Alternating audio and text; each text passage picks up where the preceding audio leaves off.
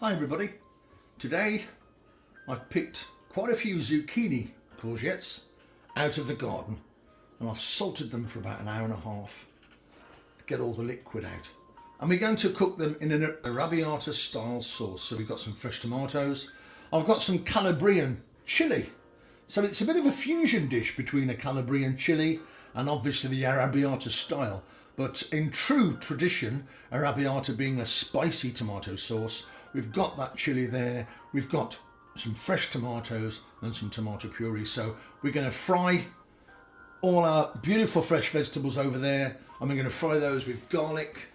I've got some lovely fresh herbs here, including some parsley, some rosemary, some thyme, and some lovely oregano leaves, all from the garden. Basil from the garden too, and I've got a couple of gorgeous bay leaves as well. So I'm very, very lucky to have all these fantastic fresh herbs from the garden. We're going to cook the tomatoes separately. So first of all, I'm going to get the tomatoes sizzling away in the pan. 1 tablespoon of olive oil.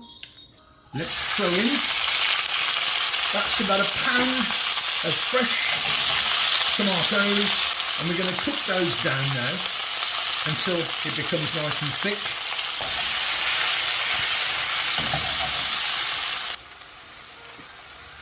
About 6 minutes later, our tomatoes are beautifully cooked. So what I'm going to do now is put those in another container, and I'm going to get my stick burner out. So in 10 minutes, we've managed to turn a pound of fresh tomatoes into a beautiful, thick paste. Okay, I've got about 3 tablespoons of olive oil in here. I'm now going to add our vegetables, onions, peppers, celery and carrots. Okay, let's put the herbs in. A couple of beautiful bay leaves out the garden, followed by some thyme sprigs. These thyme sprigs, I'm not taking the thyme leaves off the sprigs because at the end we can just pick those sprigs out. The little leaves on the thyme sprigs, they will cook and disintegrate into the sauce, and at the end you won't see those leaves, you'll just see those fibrous, almost like a twig. Okay, in goes the parsley along with the rosemary, and in goes that beautiful oregano out of the garden. And all we're going to do now is to sweat these vegetables until they're completely cooked with the herbs, and not forgetting the fantastic 3 big fat cloves of garlic. We're going to sweat this now, and we might even put the lid on, and we're going to sweat it for about 6 or 7 minutes until those vegetables are cooked through. Okay, one last stir, and let's get the lid on. Okay, in goes a teaspoon of the fantastic Calabrian chilli paste. And don't forget, all the ingredients, all the quantities, including a few extra tips, will be contained in the description below. So the Calabrian chilli, there's lots of different ways you can buy it. As you saw at the beginning, I bought a jar of Calabrian chilies, and then I just crushed them in the pestle and mortar into a paste. So I'm going to sweat that out now for a further 5 more minutes. So in total, we're sweating the vegetables for about 15 minutes. So that includes the herbs and the garlic and the chilli paste. In goes the result of a pound of tomatoes fried with some olive oil. So I'm going to bring that to the boil now, and then we're going to throw our courgettes in. Okay, let's throw in those wonderful zucchini, and don't forget, as I said before, all your quantities and a few tips about the salting process will be in the description below. I'm going to give that all a good mix up now, and then I'm going to add a couple of more ingredients. So in goes a couple of tablespoons of lemon juice. It was in fact 1 tablespoon of lemon juice. I don't know why I said 2 then. I'm now going to pop in a couple of teaspoons of honey. Give that a good mix round. 2 tablespoons of tomato paste,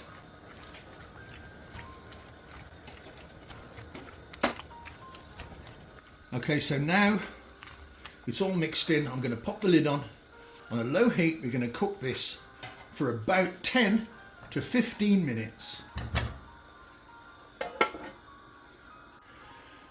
Right, we've had 15 minutes. It's pretty much ready. I'm just going to take out these stalks that we put in earlier. They were full of thyme leaves. I'm not sure if you can see that.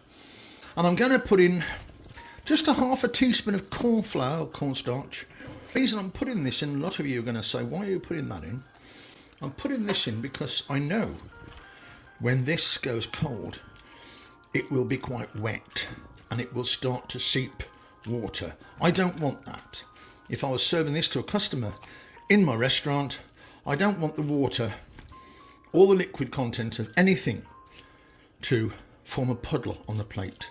So I've always got presentation in mind. A little bit of corn flour won't detract from the flavour because we're only putting a tiny bit in, and it will also make sure that any moisture that the dish has secreted will turn into a nice thick sauce. The only thing left to do now, a little bit of salt and pepper, mix that through, and I'm going to add in a very generous handful of basil leaves, and we're going to just gently mix those in, and they will wilt pretty much instantly into this wonderful Courgette Zucchini Arrabiata. And that, my friends, is a wonderful way of using up any zucchini courgettes that you've grown this year. And it really is a beautiful dish. Courgette Zucchini Arrabiata.